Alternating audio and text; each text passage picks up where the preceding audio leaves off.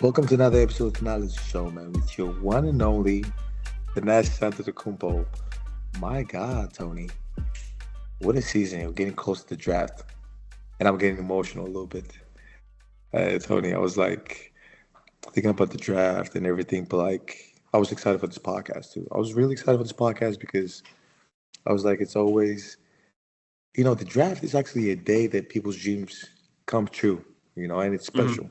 So I'm really excited about the questions and stuff like that. So let's go. Let's get it.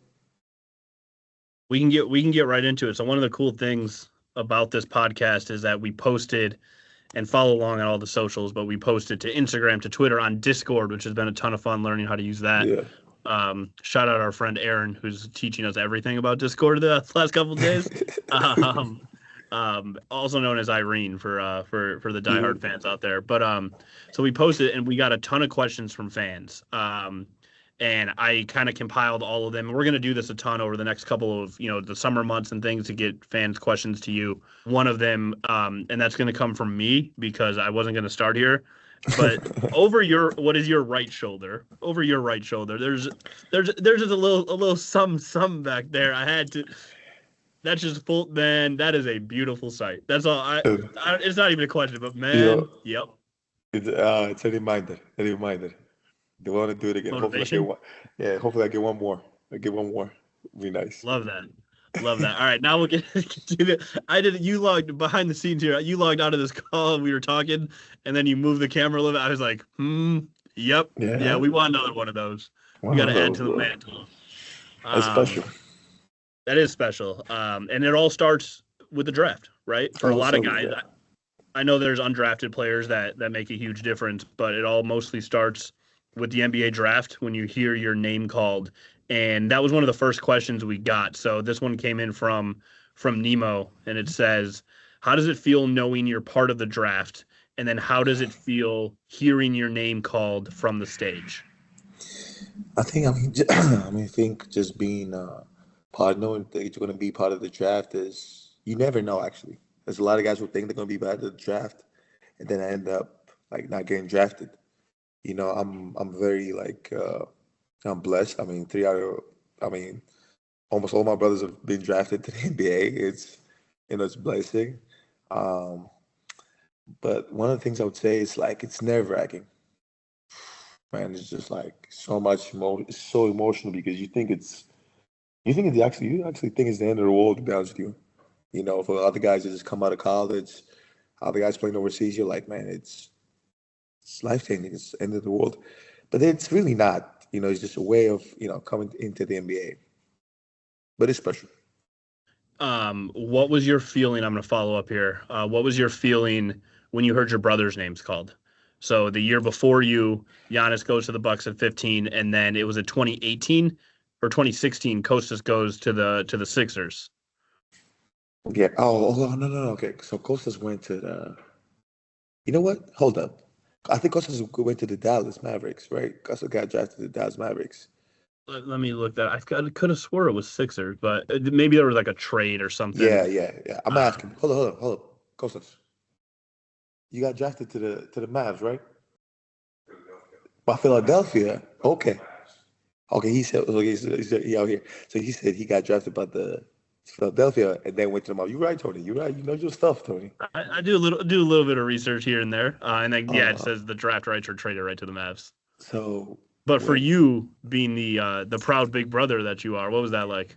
Man, so first of all, so proud of them, both of them getting drafted into the NBA.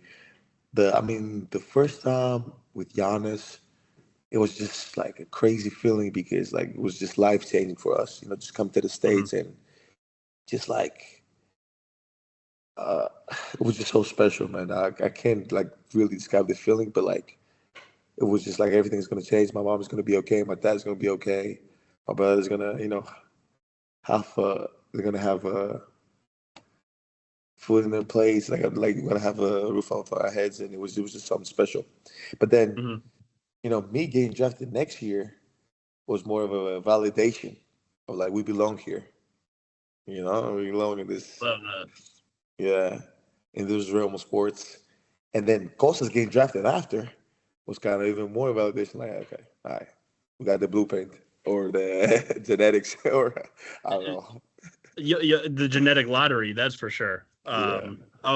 Just because obviously he could hear the question, I sent you that text yesterday. We're recording this in two different areas, obviously, but that dunk in the warm up game from Kostas that's on the Thanalysis show on Twitter right now. Damn. Yeah, so it's crazy. So I'm at the bench, right? And we're playing, and I think we're playing against Montenegro, and going up back and forth, and great play, backdoor. He gets a screen. Thomas walk up, back screen, and Cousins goes for a lob. But like, if you watch the video, he almost jumped over him, man. He almost jumped over him. Like, that is so tough. Like, Yeah. that is so that's NBA right there. That's an NBA play. That's an NBA athleticism right there. It's crazy, bro. I can one of those things is like I can teach you how to pass, dribble, shoot, but like I cannot teach you how to do that. I just can't. No. That's natural instinct. That's natural, just athleticism. That's Yep. all that is. And there's people that have it, and there's people that don't. And just, obviously, we saw it on full display. Which, like I said, Thanalysis show on Twitter. Check out that clip because that's special.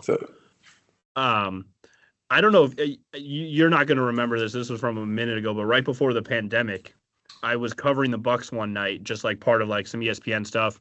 Yes. And Kostas had a dunk. I want to say it was in the G League at the time, and it was like his viral moment. And it happened while you guys were playing, and everyone was waiting around for Giannis to talk post game. I forgot who y'all played, and I was looking at Twitter or whatever, and I showed you, and this was before we knew each other like that, and I was like, "Hey, check this out," and that was the first time you had seen it. And you took my phone and went and showed every person in the locker room. You're like, look at this dunk. Yeah, because like, and I was like, it's just like it's such a proud moment. I was like, this is awesome. Yeah, that's my little brother too. Like, but he's a grown man. I mean, this man is a beast. Like, he literally. I really believe this, bro. Like, he can average like 4 or 5 blocks a game. It's crazy. Watch his games. Like, if you sit down and watch his games, that's why like so many teams in the NBA want him back every other year.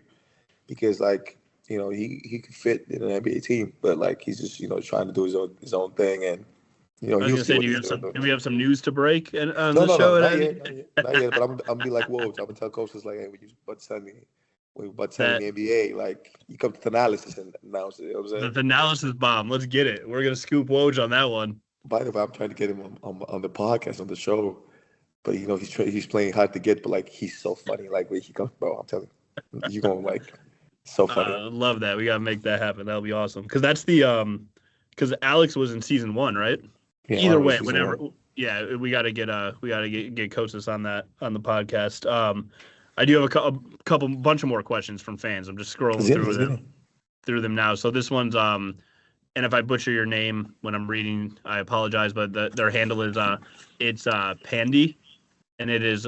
What do you think is the most important thing for a young prospect to know going through the draft process? I mean, the most important thing for them to know going into the draft process would be it's not the end of the world. It's not a situation that's do or die. Some guys get drafted and they get held hostage. Like they can't go anywhere else. Some guys go undrafted and then they have the whole 30 teams front of them to sign, so it's just a process that it does prestige comes with it for sure, but you get drafted, cool. You don't get drafted, also cool. So my life moves on. All right, so that moving on with the questions. H Morse, how do you handle the team's expectations once they draft you? Thought this was an interesting question because like clearly whether it's the Knicks drafting you or whoever, the Mavericks or whoever take tonight, they're investing in you as a player, which comes with expectations.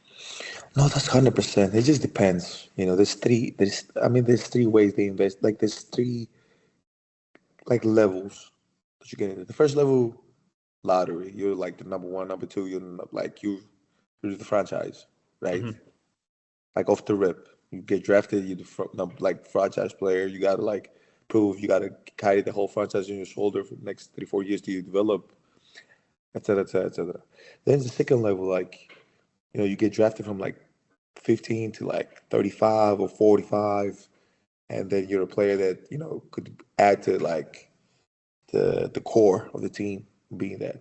Then you have the 45, 60 who you might be drafted and stay overseas, or you might get drafted, come to the team, and they're just taking a bet on you, saying like, Mhm. hey, I believe in this. Um, the common denominator, or the one thing that every one of them have to do is buy in. If you don't buy into what they tell you, it's not going to work.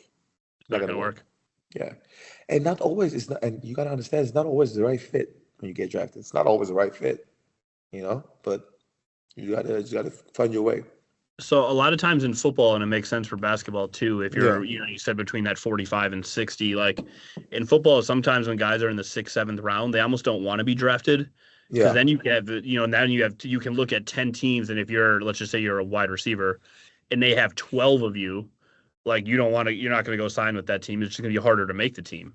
Um, and then you just need to get that opportunity. So it's interesting when you can kind of pick and choose, if you get that, yes, like just like the yes. opportunity that presents itself.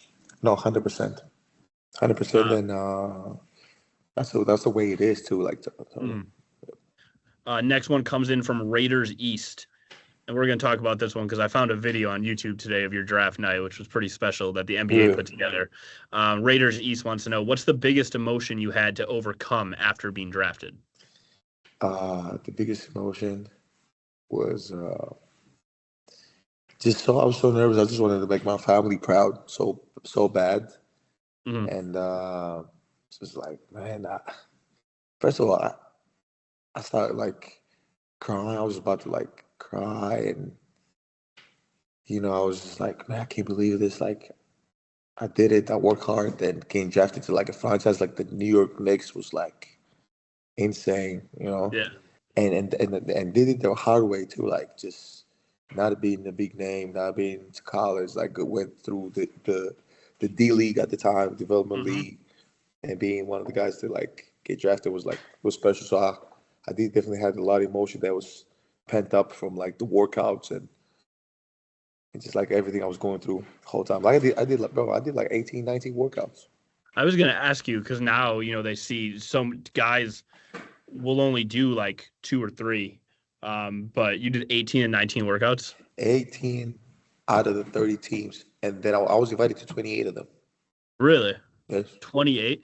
I Do you know couldn't. the Yeah, it's you because you only have like, I think the window for those workouts are only like 30 days anyways. Yeah, Do you know the two teams that didn't invite you? don't really remember, but I remember I had 28, and I was like, what? And and it was crazy. And some of the teams that I worked out invited me again. I was like, guys, okay, I'm fried. Like, I but can't. but Yeah. but you remember, like the workouts was not like today.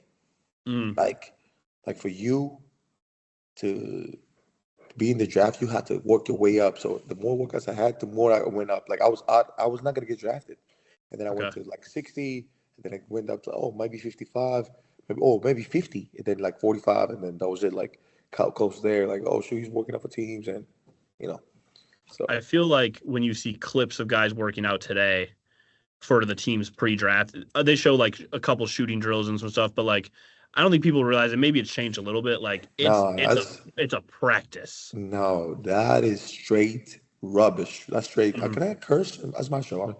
Yeah, Straight bullshit. That is straight bullshit. What they be doing now, bro? I'm telling you, what we did was Hunger Games. for real. Yes, you had six small forwards. Hmm. It wasn't like, you get a big man, you get a guard, you get no. It was six forwards. Let's say Andrew Wiggins, Melvin Ejim, Clanton Early, Thanasis Antetokounmpo, Bart. Like we all these guys, and then duke it out. Let's see. What? Wait, Not were the, those guys that you worked out with that year, like Cleanthony Early and uh, Jabari and no, so I worked out with Clanton Early, Melvin Ejim, a lot of three man. Like my draft was a lot of guys who play at the three. okay. You can pull up my draft pictures. You'll see my draft combine, rookie transition camp. You'll see like I've been looking through those. Now I didn't even think about going back. If I go like to a team website, like let's yeah. just say I'm just gonna say the Wizards for whatever Hmm. reason, they might have like the interviews and the photos of you from the workouts back in 20. Like, I'm Yeah. I'm about to dive deep tonight on the internet. Yeah. Follow the Yeah. show on Twitter because whatever I find is getting posted. Yeah, just post it. Just post whatever you find. Just post it. But yeah, this is straight like they ain't doing nothing, bro, right now. Nothing compared to what we did. Yeah. And even like what? Every other workout was the 3 minute drill. The 3 minute drill is like you run up and down and you go like just to test your conditioning, stuff like that. And then like let you play 1-on-1 full court, 2-on-2 full court, 3-on-3. Like it was mental. Like, and then I remember with the Hawks, I had to do the whole workout, and then in the end, they go like, "All right, do your best dunk." Like what? I just do After the workout? after workout. I do a 2.5 hour workout, and I'm like, "Give us your best dunk." Now I'm trying to win me or like 720. Like I'm trying to like do a dunk after the like 2 hours. Like it was crazy. Like Impossible to do. You have no legs. yeah, and now you ask guys like, "Hey, who'd you work out with?" It's like, "No, I just worked out on my own." How did you know who to draft? If you have guys working, yeah, it's just crazy.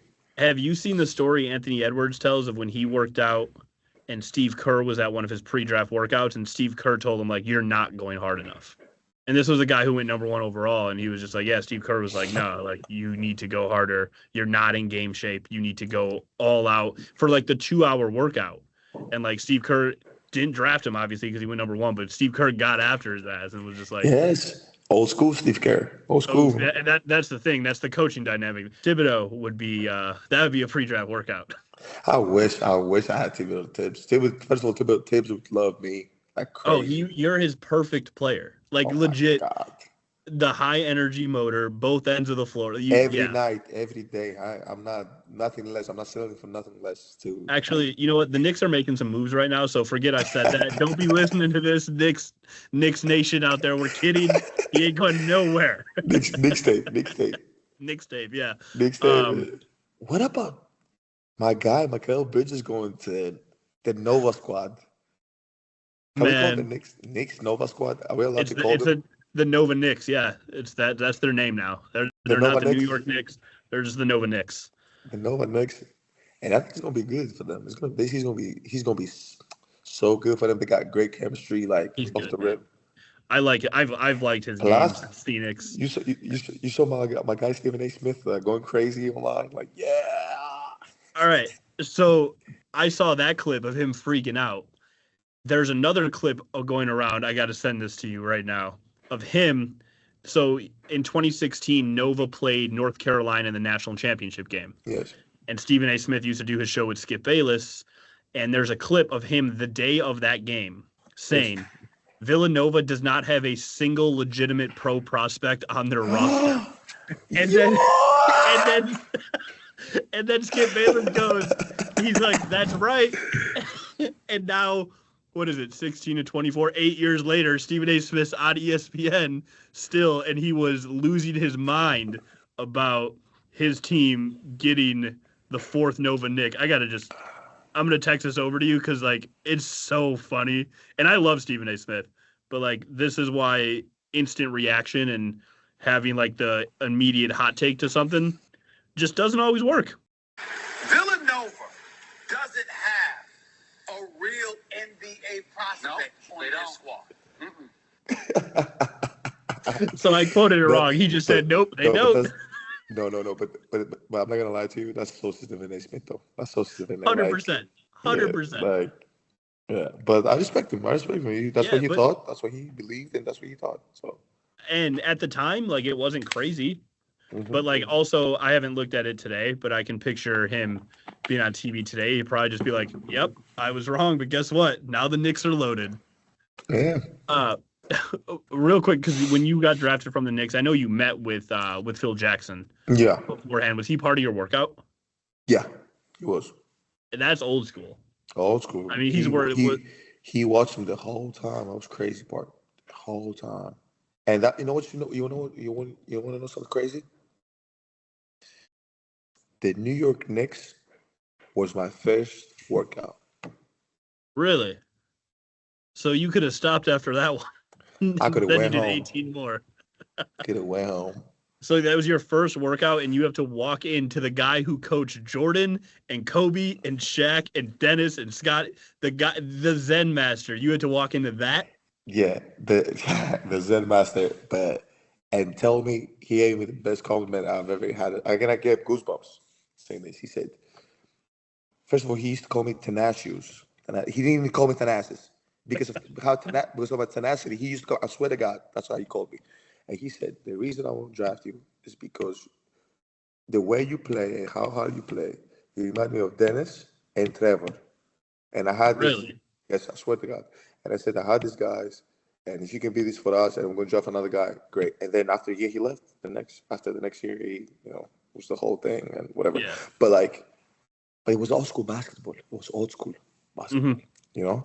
So I I love did, I'm all about old school ball. yeah, I yeah, love but that. like, it was there, and I loved every moment of it. So, That's awesome to walk into that and to get that compliment. yeah, That would give me goosebumps too. yeah, and not kind of compliment as in like, oh, people like a real compliment, not people like, oh yeah, I'm out of my game after. It's like no, a person telling you like, hey, this is who you remind me of. That's why I'm Mhm. drafting you.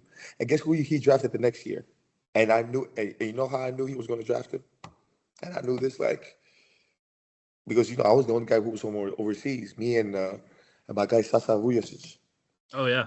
and we saw this tall, liking kid playing in I'm trying to Europe, think. So this was 2015, and he drafted him to the 2015. Knicks. Tall, liking guy. I'm Tall, like, lanky kid oh, drafted to the and it's like, Knicks. who is this guy? Who is this guy? He's like, we're gonna draft him, man. We watched him play, Oh, we go and we say, okay, why are you gonna draft him? He's like, because he reminds me of Paul Gasol, and I had Paul, and we're gonna draft him. And that's a blow. guess who this kid was? I'm guessing, is he 7'3" and just won an NBA championship? Kristaps Porzingis. That's Unbelievable, right? wild. That's Yeah, crazy, right? that's That's how wild. that's how I knew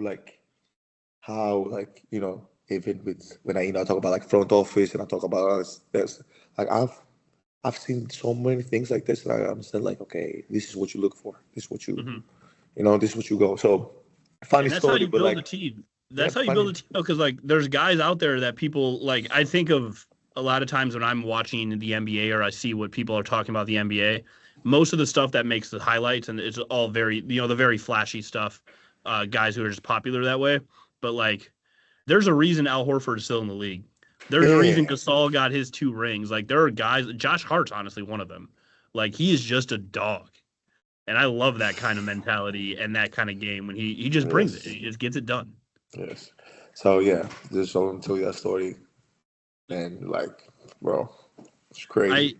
Those are incredible stories. I love that, and I hope all the fans listening can hear that. I got a little chills when you started talking about as soon as Giannis was drafted, and you were like, "We know our family's good." Like, I started choking up over here. Like, this is Bro. the real deal. This is how these things work. Like, it's amazing.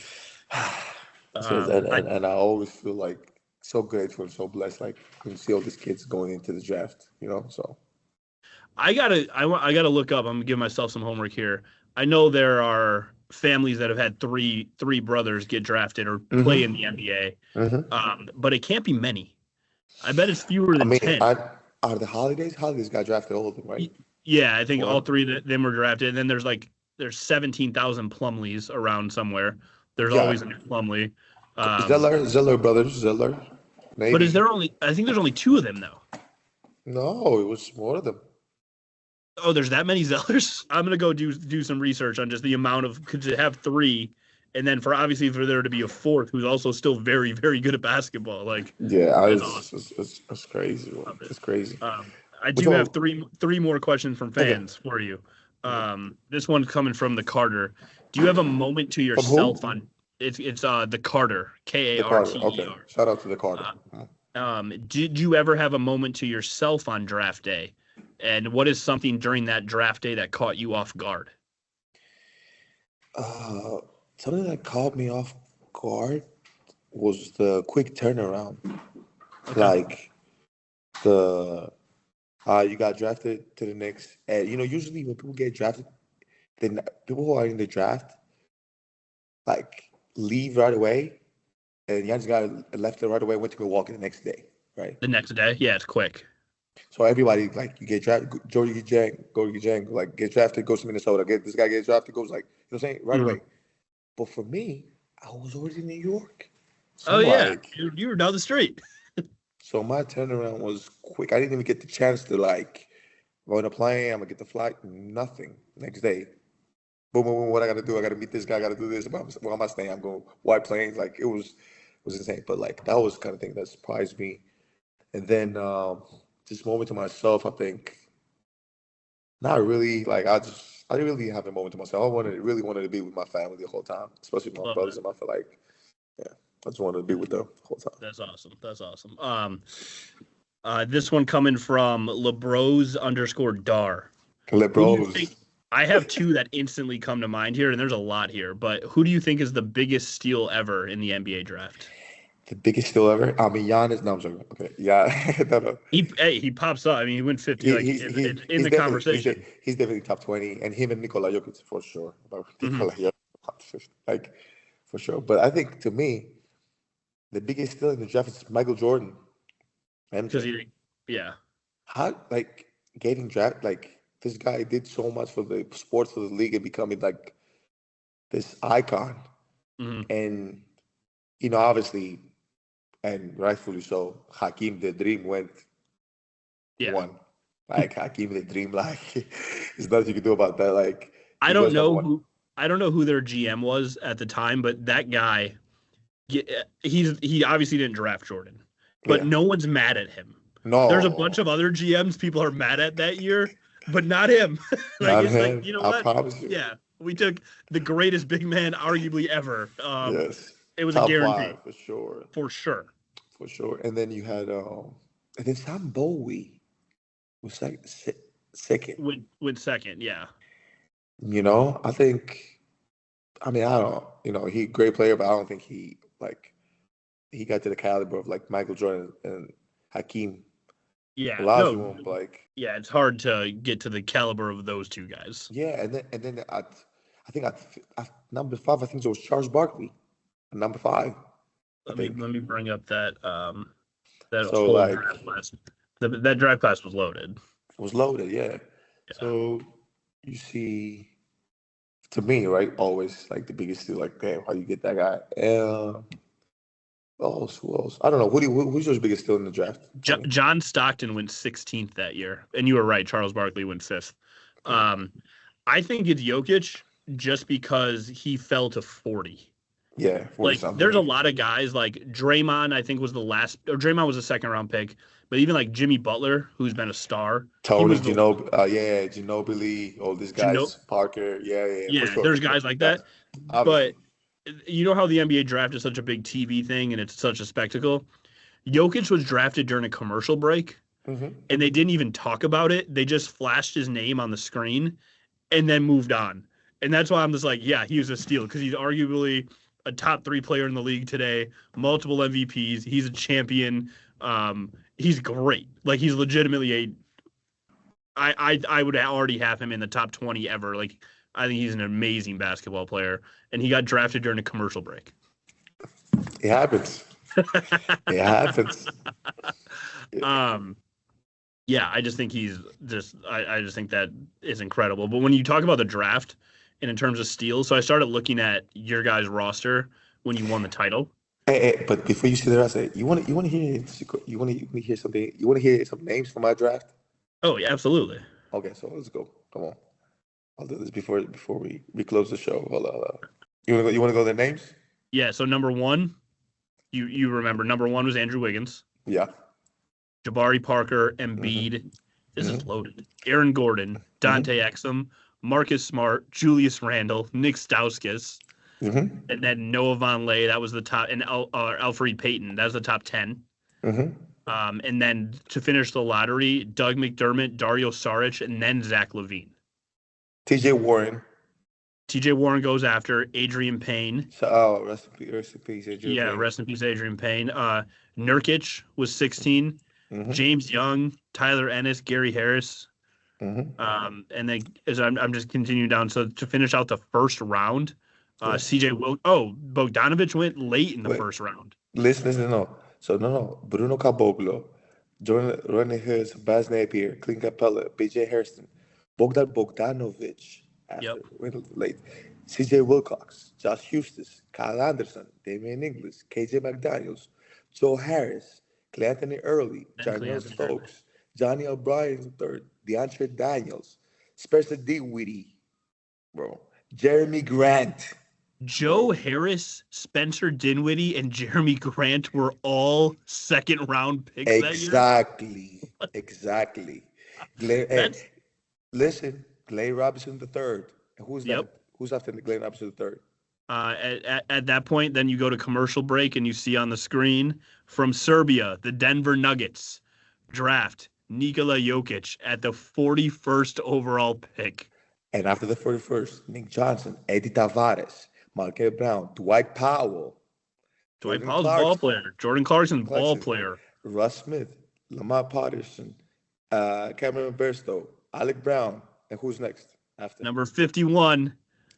I need the music here, but when you do the with the 51st pick in the 2014 NBA draft from Greece, the New York Knicks select Thanasis Antetokounmpo. I love that. I love that. Who's number 52? Go. Micic out of Serbia. Mm-hmm. He was right after you. Who's in Charlotte now? Go. And then we have Alessandro Gentile out of Italy. Mm-hmm. Naminya. I'm going to butcher the last name. I know the first name is Naminya. Mm-hmm. Out of Serbia. And then Samaj Christian, Devin Marble. Devin Marble was solid. Luis Lebrine. And then we got a couple more. Jordan McRae, Xavier Thames, and then Corey Jefferson. And Corey Jefferson. Our draft was low-key fire. Yeah. Exactly. So here's the thing. So much people leading up to the draft are like second round picks, whatever. Bro, when you read through that list, so you could start at 30 and you hit, and these are just big names that people will recognize, whether it's Dinwiddie, Grant, Cleanthony Early, Joe Harris, and then to top it off, Jokic is the 41st. They are guys who have made over $100 million in contracts. Yeah. That's how you know. When I said before Hunger Games, I meant that. I didn't say it just because. No, that's real. Hunger Games. so, and even like, I think people always think like first of all, just go to the first five. Who's the first five? Go back to the first five again. Yes. Stars. Andrew Wiggins is great. I still think he's great. Generational. Yeah, Jabari Parker, even after injuries, was still good, and now he's over there in Spain doing his thing. Andrew Wiggins, generational talent at the time. Jabari Parker, generational talent at the time. Who's next? Joel Embiid, generational talent. Who's next? Aaron Gordon. What? Yeah, Aaron Gordon was a stud in college. What? And then Dante Exum, I know his career didn't start the way he wanted. He was contributing for the Mavs in the finals. Yes. Who's coming off the bench? Who's after that? And then we go to the next three: Marcus Smart, Julius Randle, Nick Stauskas. Come on, bro. Hey, Nick's killing it in Europe. It's just like he was a ball player. He was a ball player. But Marcus Smart, Defensive Player of the Year winner, Julius Randle, he's basically going to be a free agent acquisition for the Knicks. They have that squad, and then they're adding him. They're adding Mitchell Robinson, who was hurt. If rosters stay the same, who was hurt during that run. Like, wild. Man, you weren't kidding. You went through the. I almost said some things there. You went through the Hunger Games in your workouts. Yeah, that's Saric too at 12. Good ball player. Zach LaVine. I love watching Zach LaVine play ball. TJ Warren scored it, bro. Yep. So Adrian Payne was playing in the Big Ten, and this was my last year of college and at Wisconsin. And Adrian Payne, I work with a guy too here who knew him very well and was just like Adrian Payne, ball player. Yeah, and we played together in Panathinaikos 1 year. Did you really? Yes. It was good. That's what's up. But like, okay, what's squad? Going back to the questions, which one's the last question before we close the show? All right, the last question I had, and this we might have to tease this. I thought it was a very good question from Ian. We might do this after the draft. Okay. I just want to tease you with it for a little bit. We won't get fully into it. Why do you think the game has grown so much overseas? How is the development in the USA versus Europe different? And we're going to see a lot of European players drafted today, including maybe 3 from France in the top 10, top 12. Something to think about here. Should I answer anything, or should I? What do you think? Give me 30-second little answer. This is from Ian on the Discord, so I want to tease it a little bit, but I think there's a bigger conversation here. So I'll tell you what happened.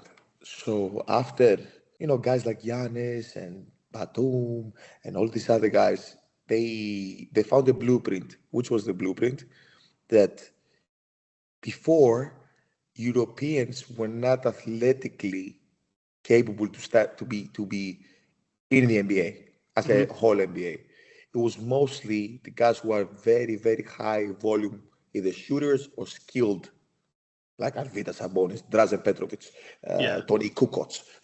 Those were the guys who, you're like, this guy is so skilled, like it's incredible.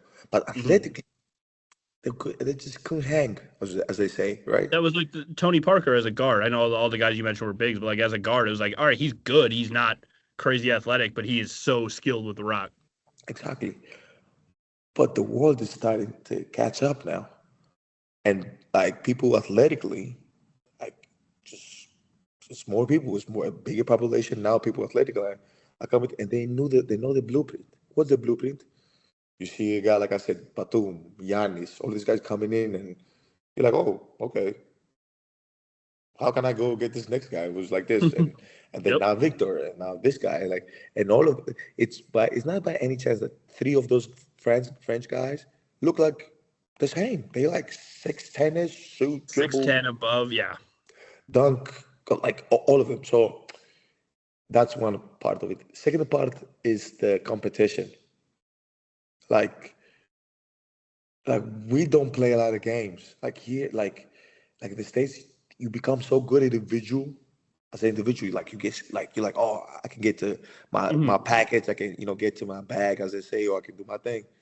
But overseas, they don't let you do that. They do it, but in a little bit of like they hold you back a little bit. And the reason they hold you back is because we don't play a lot of games. So everything is a team sport. So it's all about the rules, the read, the IQ, the understanding who I'm playing with, where to be, position. How do I attack? What do we want to accomplish? So a combination of basketball IQ and skill set is becoming one. That's why you see guys are, going further. Now, the guys in the NBA were not always saying like, okay, guys are coming in with a high basketball IQ, because we were very big athletes. But guys who had basketball IQ became one of the greats. Like LeBron James, he's one of the best, not because of his body only. It's because of his basketball IQ, like the way he plays. Always makes the right play. Exactly. Just always. Yeah. Exactly. So you saw guys like this stand out, but Europe is just starting to catch up. And the reason they started to catch up, because if you think about like guys like the French guys, they don't look like Europeans, typical Europeans too. Like Giannis is not he's a European player, but he's not the typical European player. Yeah. I just think the definition of what the European player is has just changed because the game has evolved. But like you said it, and I'm excited for people to see it if you're watching Team Greece in the qualifying tournament or just like in the Olympics. The ball movement, the movement away from the ball, like learning those skills at such a young age.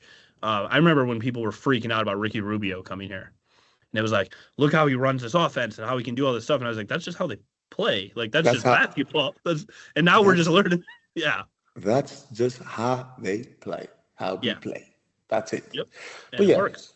Yeah, but it's like to get into it. Like it's more to it though. Definitely more to it.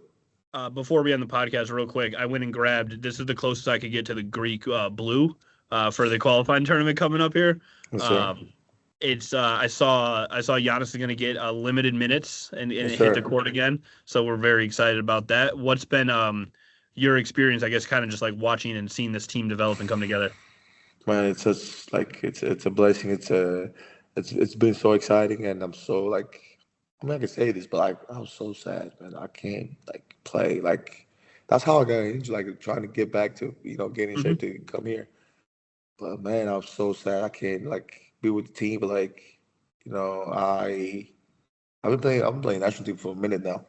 But I was so excited for the team that's being assembled, and for Giannis coming in to play, and he hasn't played in a minute. So just take it easy and slowly. Like let's go fight for a spot in the Olympics. Love that. I saw that white jersey that he's wearing. I was like, that's clean. That might need to be ordered ASAP. I might have to have one of those for the. Oh, and the last thing, Elas.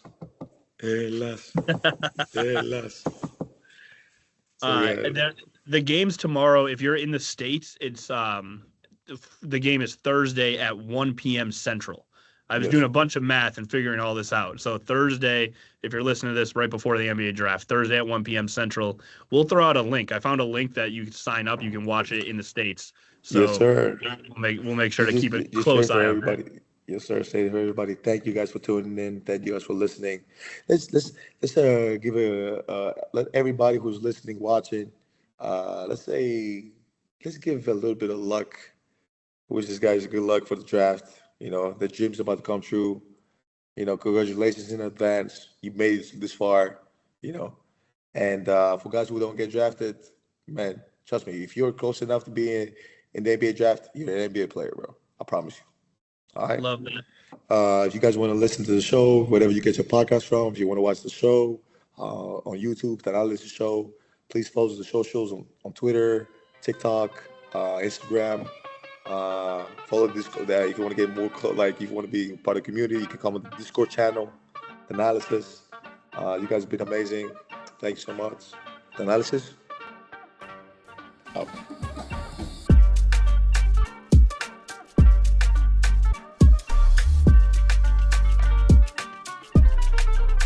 Thanalysis is recorded at No Studios, Milwaukee's creative hub and production studio.